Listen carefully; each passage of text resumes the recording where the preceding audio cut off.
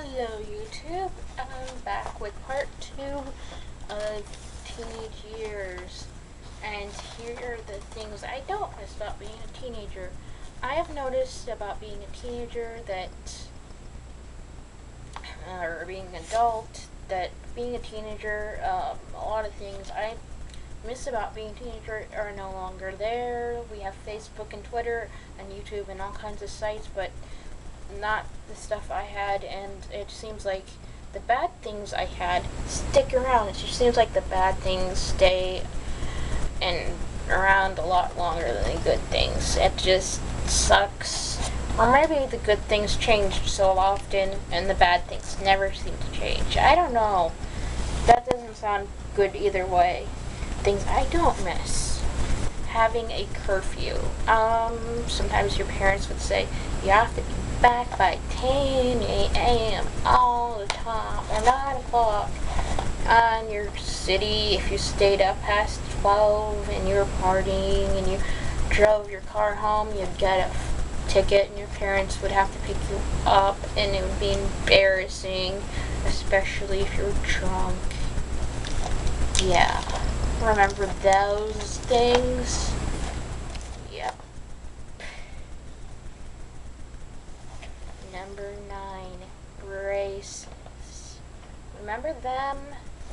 Had to wear them. Your parents said it was for your own good. I had the Herbst appliance, and it was like, had it for about a year, and it was supposed to put my jaw in line, but it sucked. It would pop out of place, and I still have nightmares. And this happened when I was preteen, of this thing popping out of place all the time, and I haven't had it for years. And I had braces. I still have dreams about having braces, and I haven't had those for years too. And the only good thing about braces was you had to pick what kind of color they were, like if you wanted pink and purple, or black and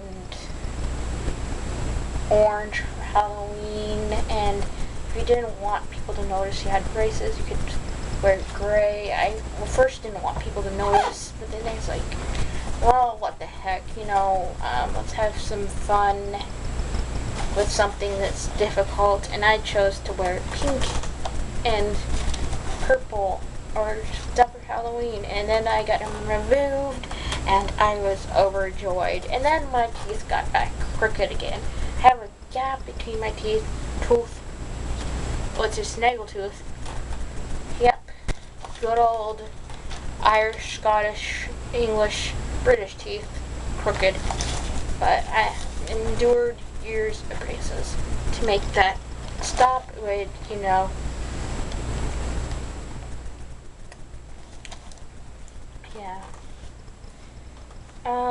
Number 8. Math class and gym. You can't win in those classes. Especially me. I didn't like having to get change in middle school. The gym class was separated from the main class, so you had to walk outside, get dressed, and be on time. And you had to do things like play volleyball, which I got out of because I didn't have any flexibility, and I had to do instead ride the bikes, which was kind of embarrassing, but I have no flexibility up here, and that's why probably I didn't make the cheerleading squad, because I am not flexible. Thank you, Dad, because that's what I got from him. Number 7, dress code. I know a lot of people whine about this and say you have to dress too conservatively at public school, but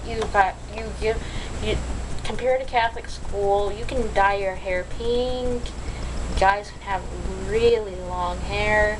They can have beards. You can have piercings, tattoos, if your parents let you do that.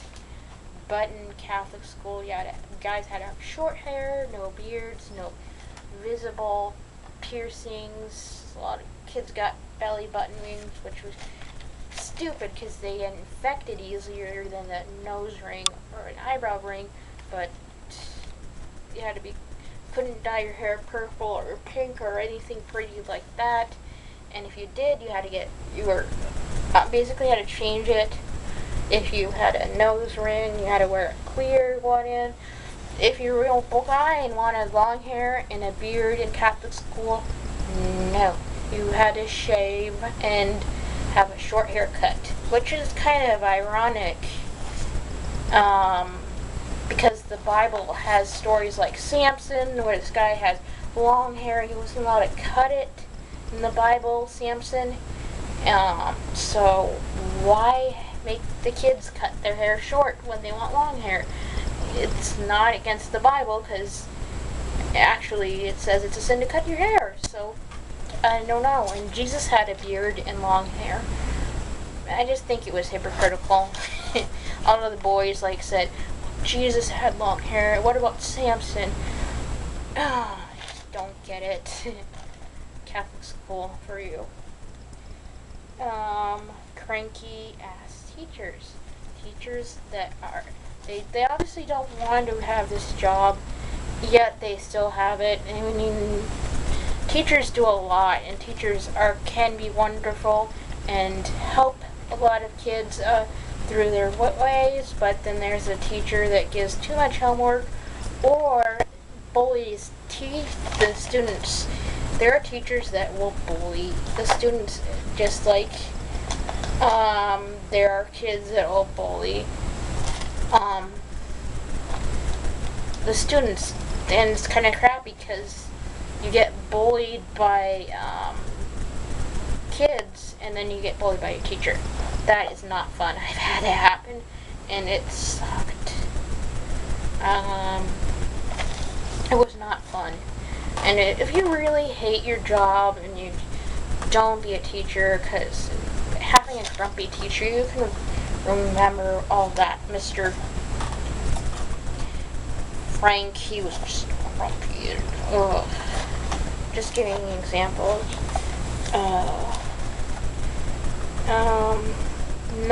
Number 5, not having a voice. You're a minor and you cannot,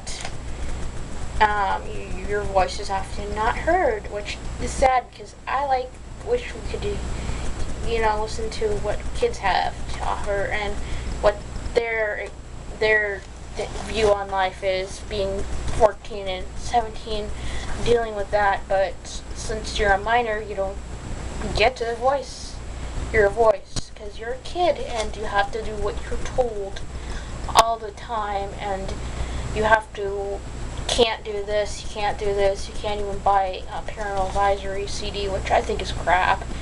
You can't buy music that, with F words or things like that. Can't watch rated R movies.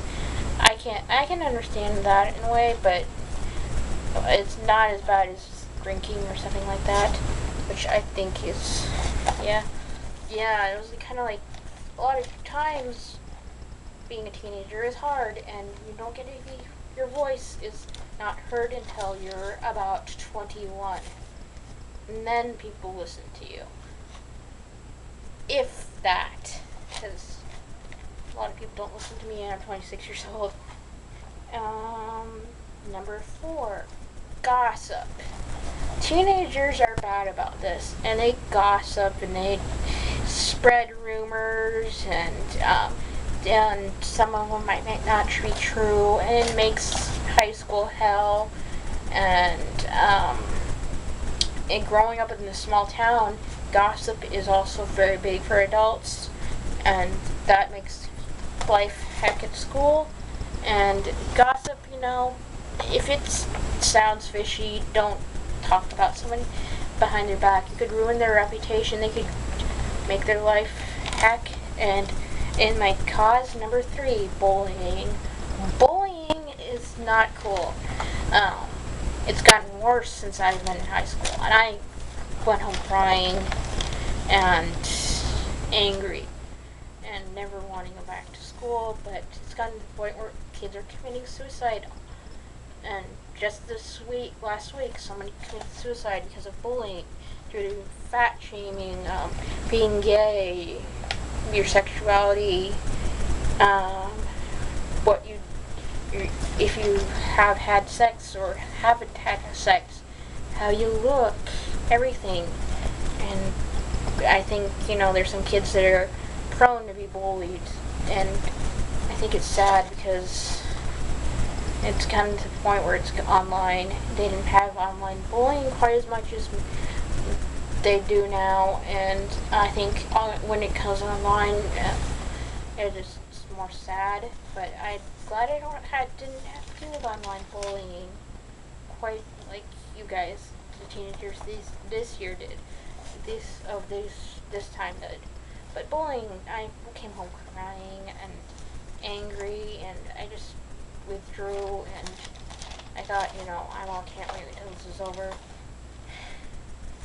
Peer pressure. Pressure to be someone you're not.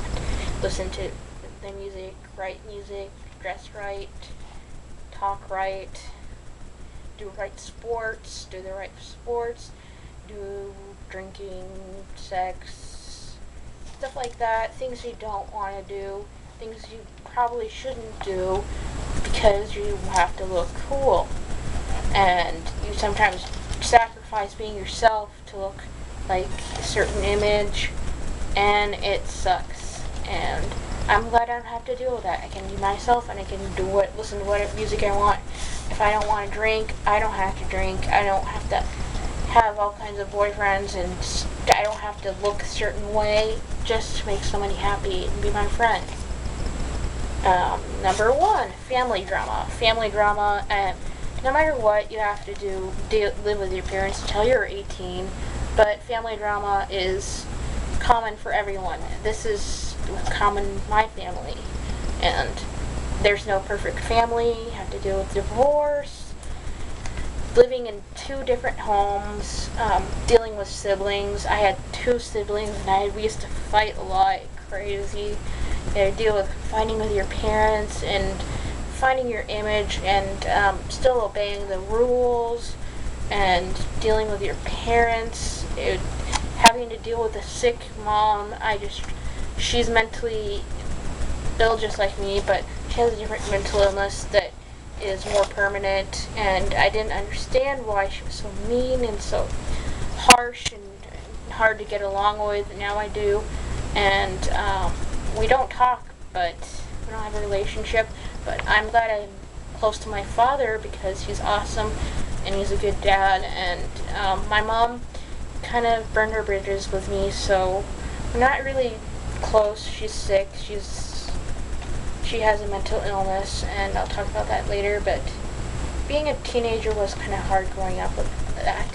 And looking back, family issues kind of made me who I am, and strong and stuff like that. And I thank my dad for taking care of me and stuff like that. Well, this part is done, and hope you can relate to me as a teenager, or you went through this as a teenager. So here it goes.